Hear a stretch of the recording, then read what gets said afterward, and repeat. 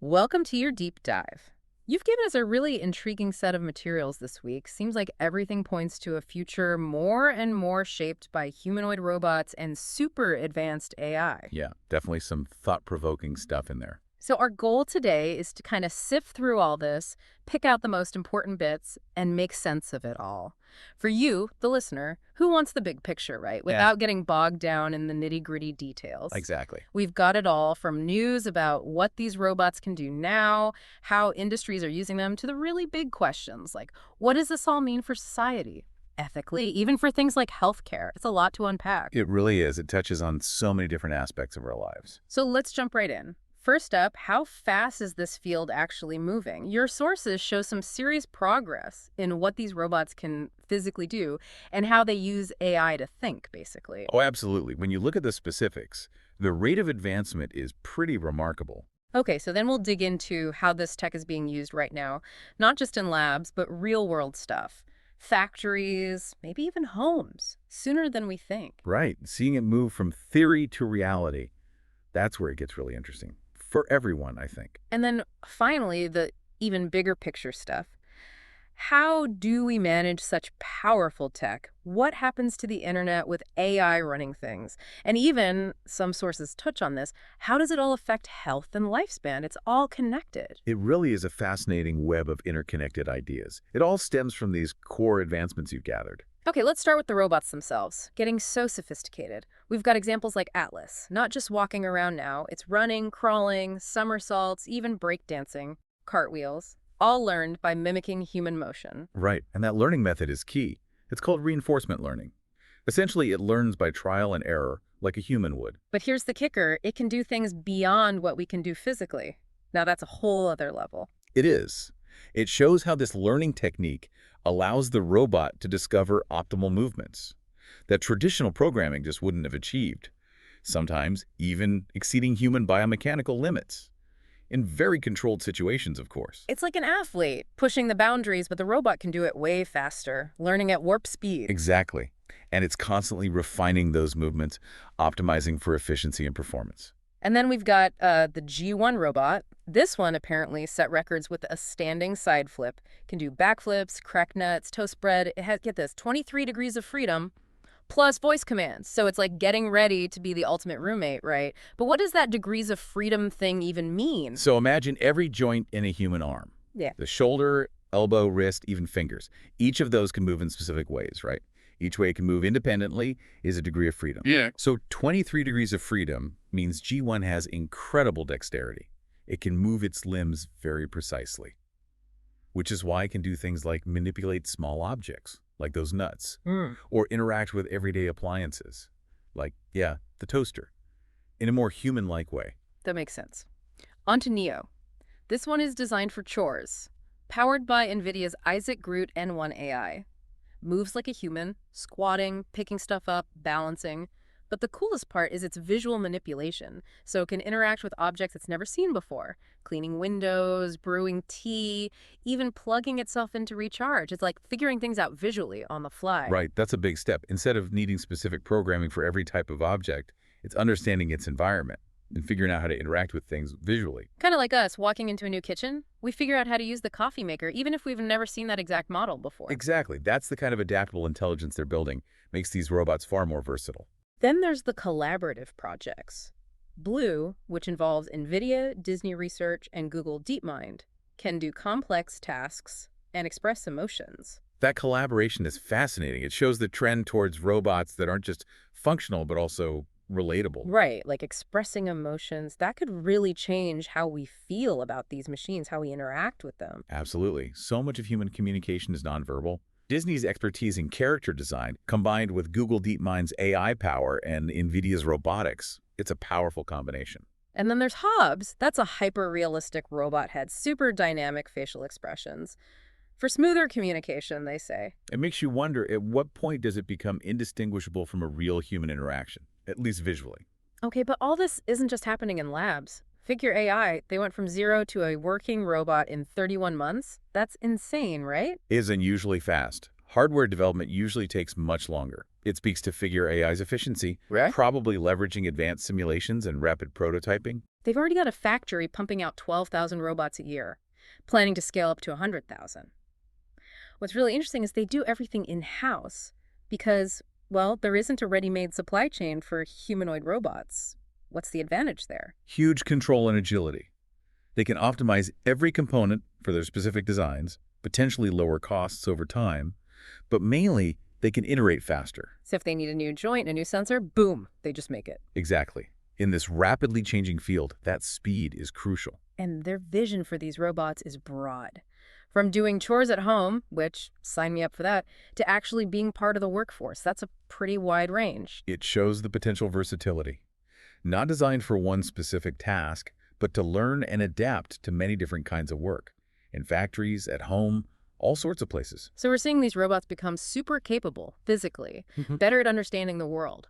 And the development is just accelerating. It really does feel like they're about to move from those labs into our daily lives.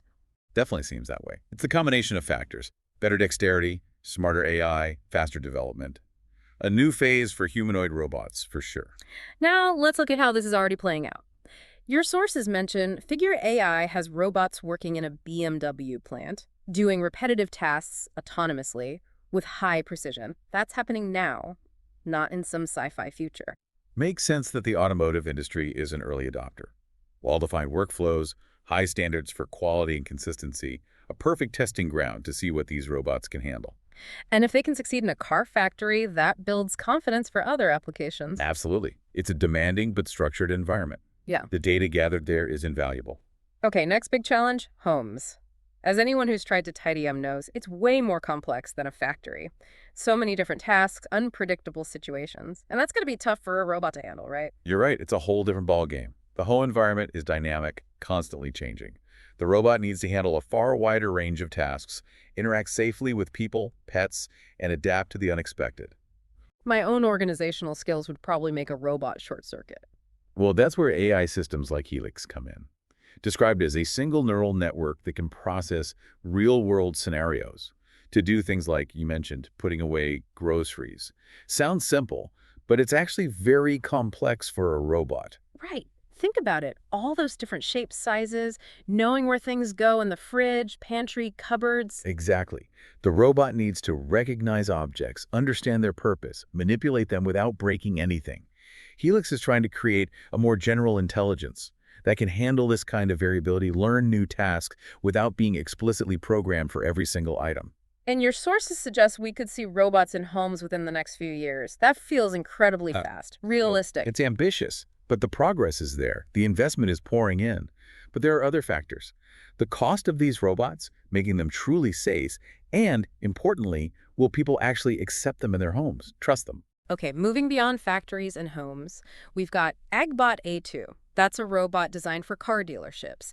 It interacts with customers, analyzes their preferences, gives personalized recommendations.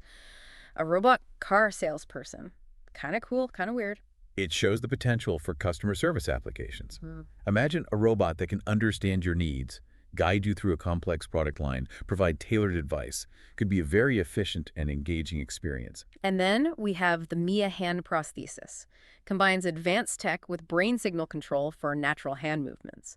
And it provides tactile feedback. That's a real game changer, using this tech to directly improve someone's life.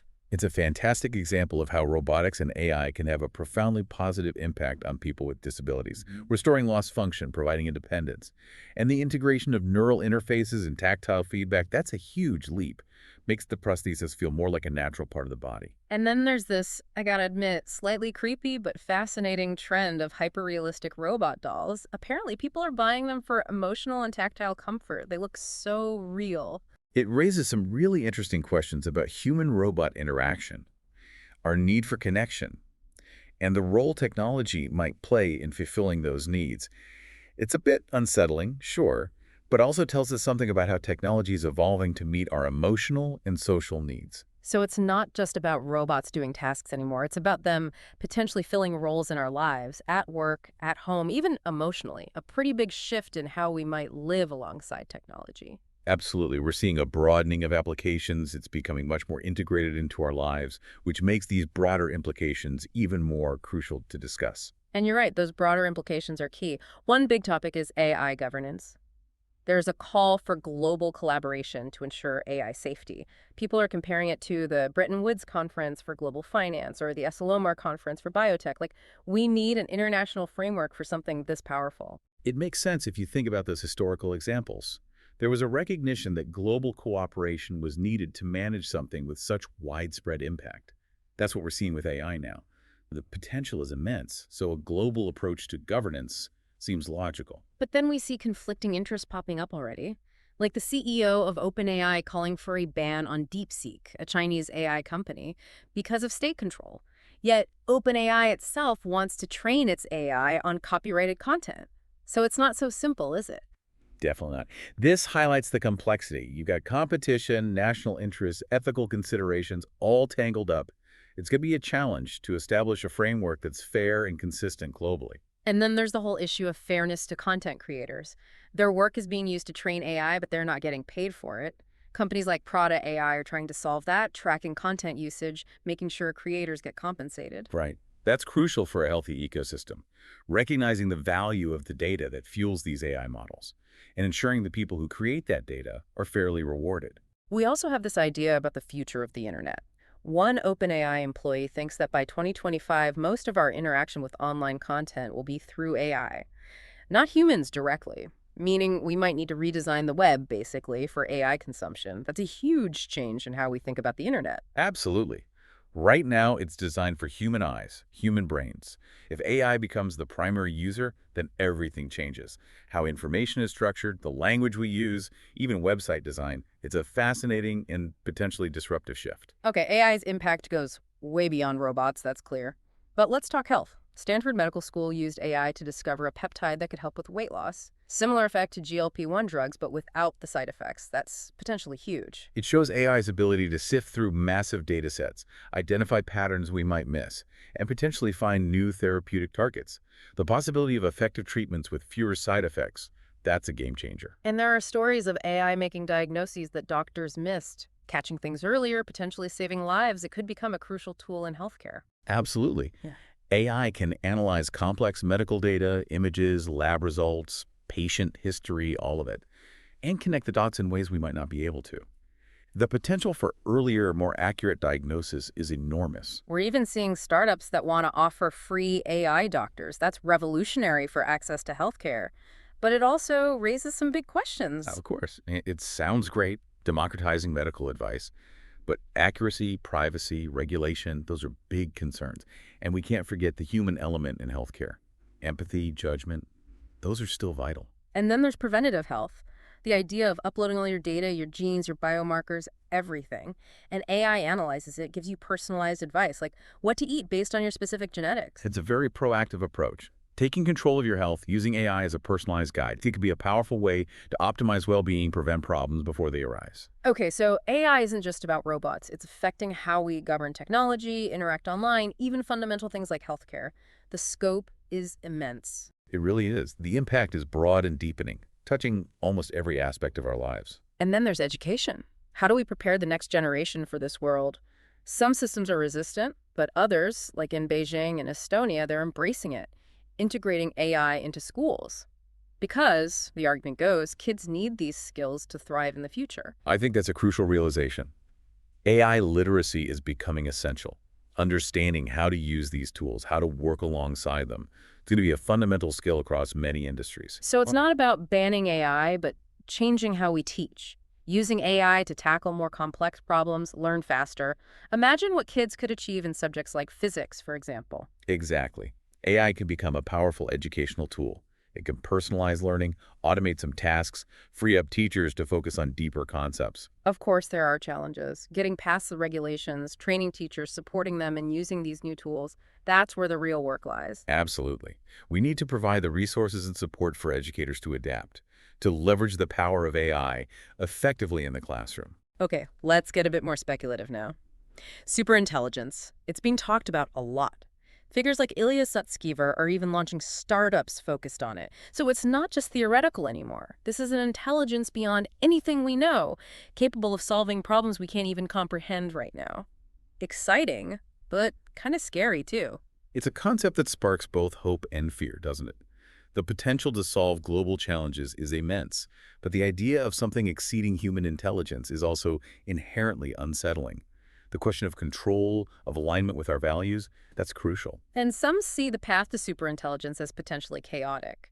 Both incredibly positive and incredibly negative outcomes are possible. It really feels like we're at a crossroads. It highlights the importance of responsible development. The choices we make now, the values that guide our research, these will shape the future of AI. There's also this idea that as intelligence grows, so does wisdom, even benevolence.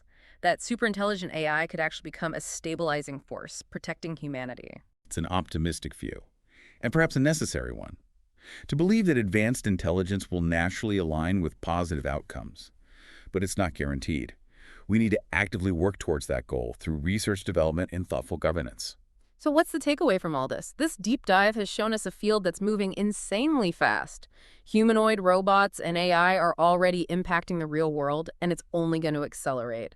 And it's not just about the tech itself, it's about what it means for us, for society. Exactly. It's about understanding the implications for work, for home life, for how we govern ourselves, how we educate, how we stay healthy. It touches everything. And for you, the listener, the key is to stay curious, stay engaged, like you're doing right now. This is a conversation that's just beginning. What parts of this resonate with you? What new questions do you have? For me, I keep thinking about those robots integrated into our lives. What will that really look like? Will they be partners or something else entirely? How will it change our relationships with each other? Those are the big questions, aren't they? The social and ethical implications are huge. Maybe it's time to delve into the research on human-robot interaction, to see what insights we can glean from those who are studying this very thing. That's a great idea. Thank you for joining us on this deep dive. We hope it's been insightful, thought-provoking. Keep exploring these topics, dig deeper into the areas that interest you. This field is changing constantly, and your curiosity is your best guide. Until next time, keep learning.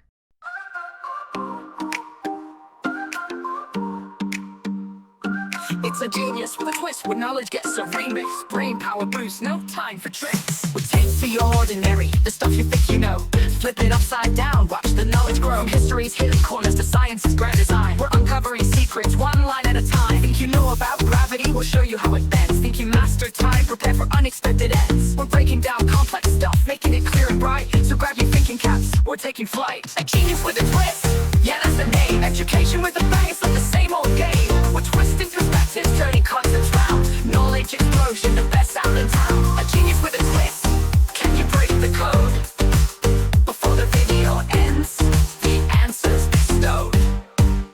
We use analogies, stories, and formats so fresh. No boring lectures, we're serving up knowledge with finesse. From ancient inventions to future tech so bright, we're connecting the dots, shining a different light. While butterflies wing inspires a solar array, or how a simple echo can light up your day. We speak in real science, history too is true, but with a twist of humor, just for you. We show how genius thinking, innovation's bold, impact every single day, stories to be told. From the smallest microchip to the stars up high, we're exploring the universe, asking why.